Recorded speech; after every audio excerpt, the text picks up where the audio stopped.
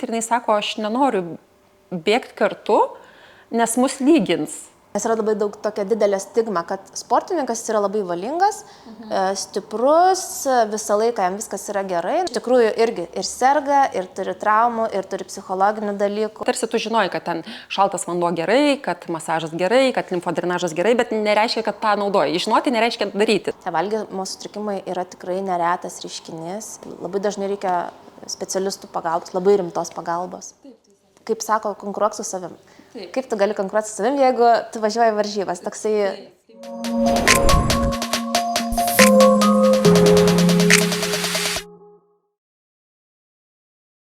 Labas, Milda. Labas. Tai labai džiaugiuosi, kad aplankei mūsų sveikatos terapijos centre. Džiaugiuosi apsilankius. Ką tik po presoterapijos, kaip jautiesi? Tiesą sakant, kaip ant debesies. Iš tiesų esu bandžius kompresinės tas tokias kaip kojines, bet čia man labai patiko, kad visas kūnas, kadangi, kaip bėgikam dažnam tikriausiai sportininkui, dubens sritis tokia gan svarbi, norisi ją atpalaiduoti, sakykim taip. Tai labai patiko ta dalis, kad visas kūnas buvo Tai džiaugiuosi, kad išbandėjai. Tai dabar, Milda, aš trumpai tave pristatysiu, o tu papildysi. Gerai. Tai aš žinau, kad 2019 metais mes kartu bėgam Berlyno maratone. O, atsimenu. Tik tai tu greičiau buvai, šiek tiek greičiau nei aš. Tai šiek tiek tai tu prabėgai, jeigu aš gerai žinau, per 2 valandas 33 minutės 20 sekundžių. Iš tikrųjų net nepasakysiu savo asmeninio rezultato, bet tikriausiai taip ir buvo. Čia tavo geriausias rezultatas? Taip, mano geriausias, čia 3 buvo mano maratonas ir paskutinis. Gal ne paskutinis bendrai, ką aš šneku, gal dar bus koks maratonas. Aha, tai aš žinau, kad bėgikų bendruomenė tave tikrai gerai žinom, ir tave ir sesę. Aš su sesė taip pat ir turim čia tokį bėgimo kaip ir klubą, bendruomenės sporto sesės bėga, tai tas sesės bėga, tai čia jau mūsų toks, nežinau, nei tai šūkis, nei tai pavadinimas, bet toks sesės bėga visada. Tai bėgikų bendruomenė tikrai žino mus, atskiria pagal veidus. Anksčiau gal buvo labiau taip neįprasta matyti dvynes bėgant kartu vienoj krūvoje, dabar kadangi bėgiom atskirai, tai gal tokio įspūdžio labai nepadarom, bet žodžiu, taip, bėgikų bendruomenė gerai žino. Aš manau, kad ir šiaip sportuojantys žmonės žino, girdėję, matę, esate atstovavusios Lietuvą ir Europos pasaulio čempionatuose, kiek žinau. Taip, su sesė ilgą laiką, negaliu sakyti, kad vaikėmės, bet siekėm olimpinio normatyvo, tai aš dalyvau Europos čempionate, sesė pasaulio čempionate. Tai va, atstovavom tai Lietuvai ir Europos, ir pasaulio, ir didžiosiuose ten tose maratonuose, kad ir Berlyno, ten Frankfurto, Hanoverio maratonai vykti, tai, tokiuose didesnėse taip. O dabar žmonėm, kurie nesportuoja arba tiesiog tik tai pradeda sportuoti, tai aš dar pasakysiu, kad tu esi kineziterapeutė. Aš dabar taip pasakysiu, mes su sesė abi esam kineziterapeutės, o dar tokį ilgą kelią turėjau, dar esu biomedicinos mokslų daktarė, baigus doktorantūrą. Taip, čia neseniai tai jau. Labai aukštas pasiekimas. Tai dabar, Milda, papasakok, ką dabar veikia gyvenime, kokie tavo tikslai, galbūt ir sportiniai, nesportiniai. Šiuo metu nesi jau profesionaliam sporte, kiek žinau. Mėgėjiškai? Tai profesionaliai jau nesportuoju tikriausiai 4 metai, turiu 2 vaikus, tai tas irgi įtakojo tą tokią pertrauką, apsisprendimą ir sporto karjeros tą tokį nutraukimą. Tai šiuo metu dirbu kineziterapeutė, padedu bėgikam atrasti teisingą bėgimo, sakykime, tokį skonį, kad suprastų, kaip teisingai treniruotis, padedu jiems atsigauti. O sesė taip pat dirba kineziterapijos praktiką užsiema. Tai man pačiai labai įdomu. Aš kai sportavau irgi truputėlį bėgimą buvau irgi nukrypus rimčiau. Atsimenu, tu tuomet labai gerus rezultatus rodėjai su sesė. Tai papasakok gal apie savo ir pačią pradžią, nuo ko prasidėjo tavo visa karjera. Ir man labai įdomu, ar buvo taikomas kažkokios priemonės atsigavimo. Kaip tvarkėte su ta psichologinė būsena? Nes mes truputėlį su tavim pakalbėjom prieš kameras, labai įdomių tokių dalykų, faktų, tai gal tu gali pasidalinti, nes manau, daugelis su tuo susiduria, bet mažai kas šneka, ypač iš profesionalų. Tai su sese mes pradėjom gana vėlai sportuoti, gal tik tai 16-17 metų. Charakterį turėjom, tuo momentu labai patiko varžytis ir tiesiog tie rezultatai savaime atėjo. Ar atsistatymo priemonių buvo, ar naudojom, ar vartojom kažką, tikriausiai ne, nieko. Ir atsimenu, kad buvo, kaip jau pradėjom bėgioti abi maratonus, pusmaratonius, tai vis tiek tose ilgesnėse distancijose esi labiau pastebimas, nes tai yra tokios, komercinės daugiau varžybos. Kai studentas tu bėgioji stadione, manėžė ten tavęs nelabai nebuvo gal tokių rezultatų, kad važiuotum į Europos čempionatą. Bet su sesė, kai pradėjome ilgesnius bėgimus bėgioti, mus pastebėjo, jeigu neklystu, Izostar gamintojai tų visų geliukų ir taip toliau gėrimų. Ir sako, gal nori bendradarbiauti. Taip pat tokie pirmi, sakykime, kaip pirmieji. Ir klausė mūsų, gal, ar vartojat, ką prieš tai vartojat, kaip bėgiojat, ilgas distancijas, kiek vandens išgerėt, ką gerėt, su ko maišot ten taip toliau. Ir mes sakom, tai nieko, arba vandenį. Tai akis buvo išpūtę, kaip tokias distancijas galima bėgti iš tuščio, nieko nedarant. Tai pradėjome tada vartoti tos geliukus, kad tiesiog pat irgi pajusti tą tokį skirtumą. O tokių, kad atsistatymo priemonių, tai iš tikrųjų vienintelis turbūt masažas, sakykime. Jeigu stovyklas nuvažiuoji, tai pirtis viena iš tokių. Bet tokių, kad, sakykime, būkim teisingi, ta prasme, kad tuo metu visi sportininkai atsistatymo priemonės kažkokias, sakykime, dar neįvardinčiau net kaip atsistatymo reabilitacijos tuo momentu, sakykime, tas pats reiškia, bet, sakykime, taip, vartoja tik tada naudojo, kada turėdavo traumas. Tai atsistatymo priemonių nebuvo, bet tos atsistatymo priemonės atsirasdavo tada, kada išlenda kažkokia trauma išlysdavo, tai nebuvo jų tokių labai. Aš irgi tau galiu paantrinti, aš pradėjau sportuoti nuo mažiukės, bet baigiau 18 metų, tai 18 metų turėjau traumų. Realiai, o apie kažkokias, tai kad netgi apie kažkokį šaltą dušą, kontrastinį, iš viso niekas nieko nepasakojo, apie geliukų man galbūt nebuvo aktualu, bet šiaip apie kažkokius papildus, tokius kaip pavyzdžiui, kad ir druska elementariai, kurią išprakaituoja, tai irgi niekas nieko nepasakojo. Tik atsimenu, kad reikėdavo mesti svorį ir kokius 6 kg prieš kiekvienas varžybas mesdavau. Tai būdavo žiauri trauma ir psichologinė ir dabar turbūt fiziškai tai atsiliepia. Nežinau, kaip tau su svoriu. Ar jūsų esate tokios mažutės, lieknutės jau iš savęs, ar irgi teko laikytis kažkokių dietų galbūt? Dar gal taip pat nepabaigiau taip visiškai apie atsistatymo priemonės, tai galbūt man ir sesiai buvo paprasčiau sportuoti, kadangi abi nustudijavom kinesterapiją su sveikata susijusi mokslą, tai mums tarsi tos kai kurios priemonės buvo žinomos, gal ne visada pasiekimos, bet tarsi tu žinojai, kad ten šaltas vanduo gerai, kad masažas gerai, kad limfodrenažas gerai, bet nereiškia, kad tą naudoji. Žinoti nereiškia daryti, sakykime taip. Tai gal tas labiausiai įtakos turėjo, nes kiti sportininkai, sakykime, jeigu kažkokią kitą sritį studijuoja, tai jiems papildomai nėra laiko, kada domėtis, treneris galbūt nepasiūlo, nežino ir, sakykime taip. O dabar apie svorį, tai apie svorį, svorio gal specialiai mesti nereikėdavo, visada tokios buvom, bet čia nepaslaptis, tas artimieji mūsų žino ir šiaip tai sesė yra išgyvenus tos pačius valgymo sutrikimus, ilgą laiką su jais kovojo, tai irgi dėl to tokio, kaip sakykime, sportininko kūno vaizdo, kaip jis turėtų atrodyti. Jeigu tu ilgus nuotolius bėgioji, tai tu turi būti labai lieknas. Tai, sakykime, tai tokių jautriausių periodų, ten, nežinau, 18 metų, kada ir šiaip tiesiog išspaudimas kažkoks yra. Tai sesė buvo toks tarpas, kad, jau jinai labai daug svorio buvo nusimetus, tai trenerė netgi prieš kiekvieną treniruotę sverdavo, kad jeigu tu nepriaugi arba numetei nors gramą, tu nedarai treniruotės. Tai buvo tokia labai gera motivacija, kad, nepriaugsi, nesportuosi. Bet čia labai treneriai, labai pagirimai. Taip, čia Inga Juodiškienė taip pat būdavo. Kažkaip pamenu manėžę, kad buvo, kad eidavo jinai ant svarstyklių, jeigu ne, tai tada jau, tai tokia, tikrai sakyčiau, irgi ilgų nuotolių bėgikė, tai žino tą visą virtuvę, kad taip atsitinka, tai būna ir kad taip negalima, tų maistinių medžiagų reikia. Tai Nes iš tiesų, kas liečia ištvermės sportą arba sportą, kurio svorio kategorijos, tai valgymo sutrikimai yra tikrai neretas reiškinys ir labai svarbu laiku pačiam treneriui pastebėti.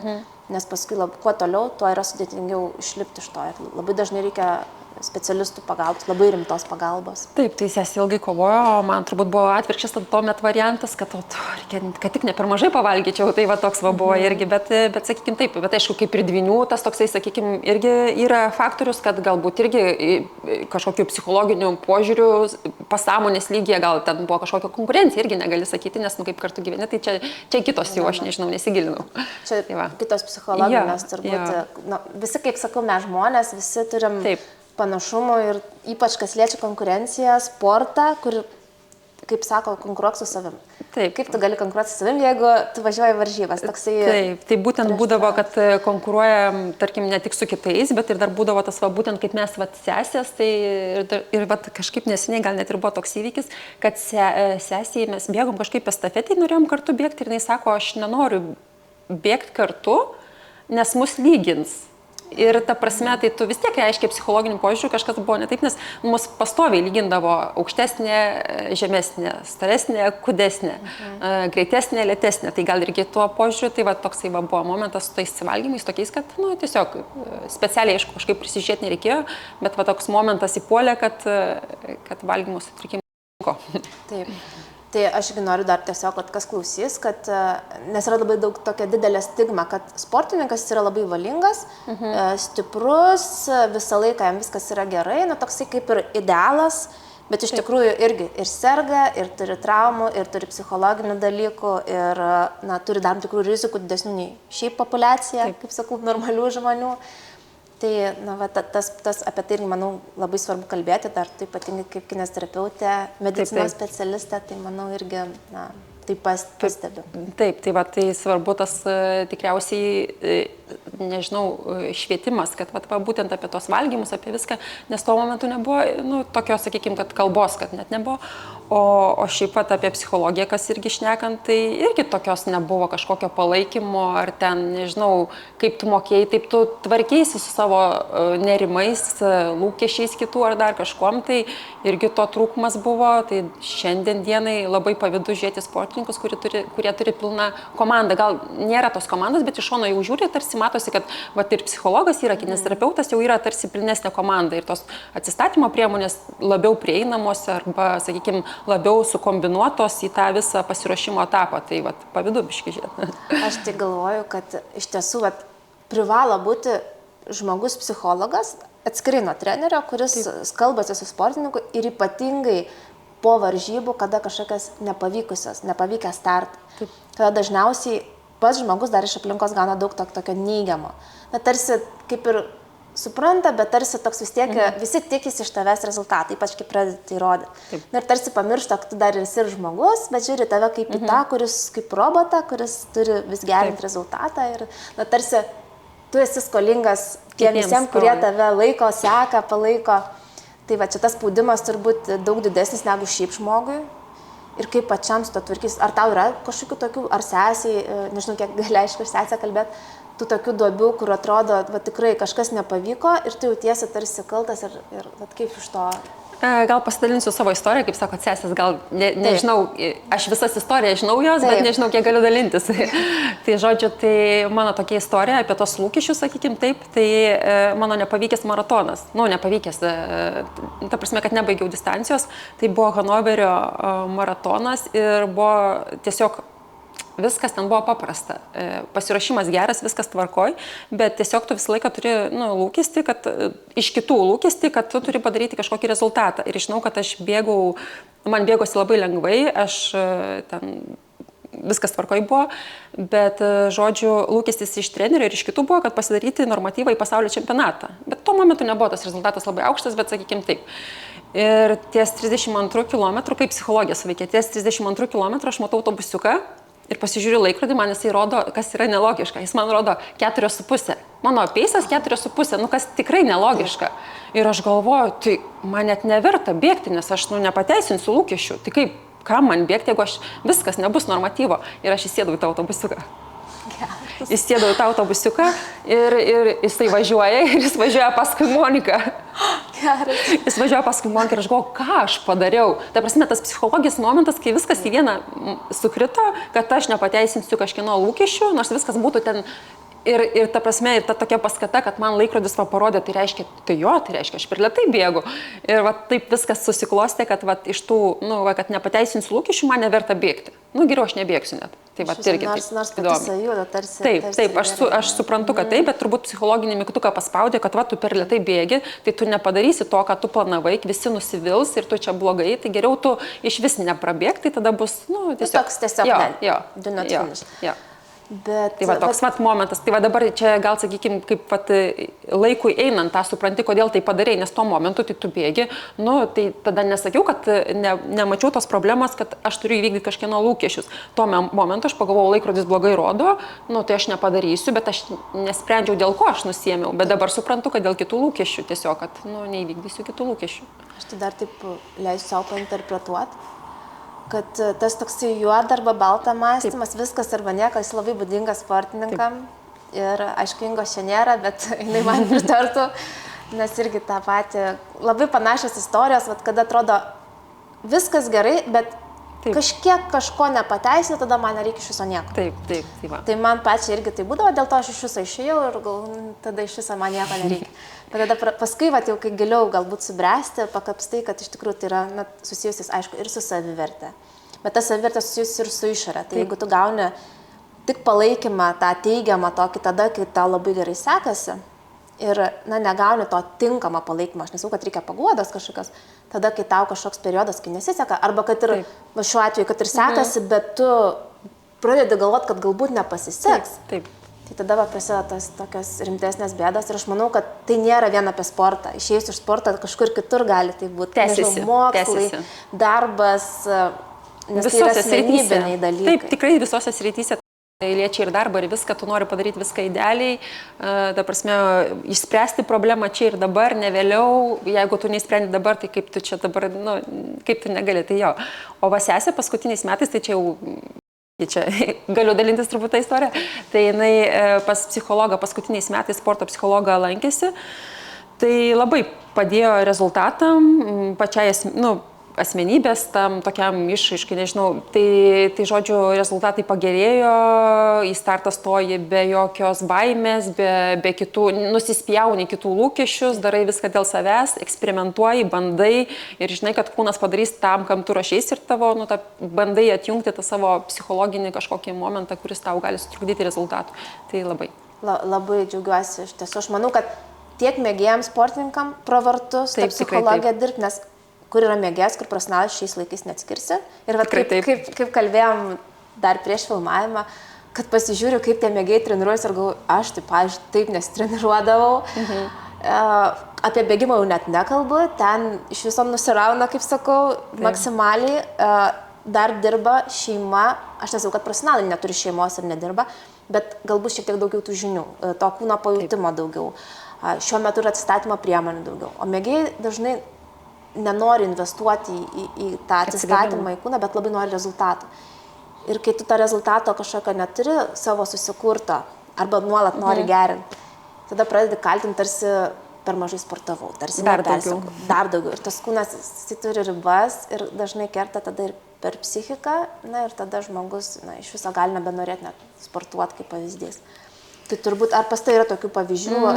Su tokiais pavyzdžiais turbūt susiduriu, nežinau, sakykime, vis tiek ta aplinka susiformavus aplinkui sportuojantis visi. Natūraliai, draugai, pažįstami, tiesiog taip susiformuoja ta aplinka.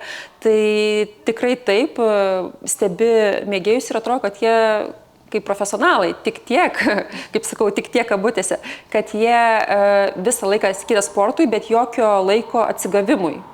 Tai aš visą laiką pabrėžiu, kad atsigavimas tai yra, gal ne pusė to darbo, bet 30%, tai tikrai tau atsigauti reikia. Tu dirbi 12 valandų, tarkim, ne? Ir dar sportuoji 4 ir po to tu įsivaizduoji, kad miegas viską išpirks, jisai nesugeba išpirkti. Tai dažnai pabrėžiu, kad bent kažkokia atsistatymo priemonė ir net jau dabar net nesakai, kad ar tai masažas, ar tai ten presoterapija, ar kažkas, tu nesakai, parašai didelėm raidėm atsistatymo priemonės. Tiesiog, nors kažką tu daryk, nes, skirk laiko savo. Kažką, taip, kad kažką skirk. Bent jau volavimas, kažkokį, kažką. Tai bandai pasakyti, kad kažką daro neteisingai, bet dabar irgi galiu pastebėti, kad žmonės ir domisi tais dalykais ir vis sąmoningėja, sakykim, taip, tai džiugu irgi. Milda, kaip profesionalės noriu paklausti specialistės, ką tu rekomenduotum žmogui, kaip save prisižiūrėti tam, kuris nesportuoja, kuris sėdimą darbą dirba, kuris savo kūnui galbūt fiziškai neskiria daug to dėmesio, jam vis tiek reikia atsistatyti nuo psichologinio turbūt streso, įtampos. Tiesą sakant, mano ta daktaro disertacijos tema buvo susijusi su šalčiu. O. Tai aš iš tikrųjų siūlyčiau šalčio terapiją. O čia irgi jūs, kaip žinau, kad turit, tai ilgą laiką su to, ilgus metus, net ne ilgą laiką, ilgus metus su to dirbau, tai tiek imuniniai sistemai, ne, jeigu visiškai žmogus nejuda, ir tiek labai tokį įdomų irgi, vieną straipsnį išleidom, disertacijos irgi tema, lipidų apykaitai, ne, rudų riebalų ten tam aktyvinimui ir taip toliau, tai gal tokia, sakyčiau, priimtiniausia ir kuri dabar yra labai ant bangos, aišku, reikėtų pasidomėti, bet daug rastumėt bendraminčių, tai rekomenduočiau šalčio terapiją, gal sakyčiau, tai pakeisti į tą fizinį krūvį, kad jeigu aš negaliu judėti, ar man, nežinau, fizinė būklė neleidžia, net ten esu, nežinau, nejudu tiesiog, tai tu jau gali tą panaudoti, kad vis tiek tai yra stimulas kaip fizinio krūvio tas toks stimulas, tai gal tą rekomenduočiau. Nes į tą labai įsigilinus, tai tiesiog ir taip kito pasiūlyti kažko labai ir negaliu, toks gaunasi. Vis tiek to judesio reikia kiekvienam. O šaltis, aš pati labai mėgstu šaltį, aš jį irgi visai, galima sakyti, neseniai atradau tokį. Aš visą laiką labai taip skeptiškai žiūrėdavau, tie, kurie kėtiese galvodavau, oi, čia jau kažkoks vėl prasidėjo naujas bumas. Bet pabandžiau pati šaltą vonę, būtent ne eketę, bet tokį temperatūros vanduo nuo 7 iki 15 laipsnių, kuris nėra tas toksai distresą didelis sukeliantis, tai man pačiai labai pasijautė poveikis. Aišku, aš sportuoju, gal kitoks tas efektas negu nesportuojančiam, bet kiti, kur ateina ir nesportuojantys žmonės, tai irgi jie tokie užsihaipinę, kaip sakam, išeina, tai laimingi žmonės išeina. Tai reiškia labai tą apdovanojimą dar sistemą, galbūt ten su neuromediatoriais susiję, dopaminas, endorfinai visi. Taip, tai mes net žiūrėjom, kad net po 10 minučių šalčio terapijos, tai streso hormonai yra pakilę vos ne 2 valandas, tai kas irgi įtakoja tą tokią, net, tarkim, aktyvaciją tą visą, žinai. Tai tas toks, sakau, tai tų žinių apie šaltį daug, tai už tai tiesiog ir norisi tą rekomenduoti, nes tu ties to buvai prisilietęs. Pati aš vis planuoju tai pradėti, bet tai kažkaip turiu, gal sakykim taip, yra žmonės, kurie užsikabina ties dviračiais, ties bėgimu, ties šalčio terapija, ne, ten eketės, ten kažkas ežerai, tai man atrodo reikia atrasti savo. Tai visos tos veiklos yra gerai, bet reikia atrasti savo. Taip. Galima, reikėtų pabandyti ir tada nuspręsti, nereikia per prievartą kažko daryti. Taip. Jeigu nepatinka, kažkam nepatinka bėgti, kažkam nepatinka šaltas vanduo, kažkam nepatinka važiuoti, bet gali išsirinkti kažką vieną. Kalbant apie patį fizinį tokį kaip aktyvumą, galėtum tai vertinti kaip fizinį aktyvumą. Kas apie atsistatymą šnekama, tai kalbama, jeigu tu nori kažkokio kitokio poveikio, tai aišku reikėtų irgi tada atsižvelgti, tai tą galima panaudoti ne tik sveikatinimui, bet ir atsistatymui, ne? Tarkim, kaip ir tą pačią krūvą, bet kaip ir skirtingai. Tai va. O aš tave pakviesiu išbandyti hiperbarinę deguonies terapiją.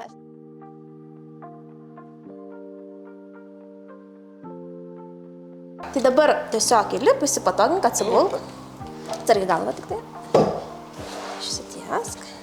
Na va, vietos tai tikrai turėtų būti gerai. Aš tau duosiu dekutį, dabar uždėsiu kaukę. Turi būti patogu, nespaust. Oras šiek tiek eis ir per išorę, tai nereikia ten tau labai pūstų. Nieko tokio. Vis tiek čia pildysis deguonim išorę ir tau kaukę pūs. Tai jungiu, ok? Taip, užsidarė duris ir duris langas.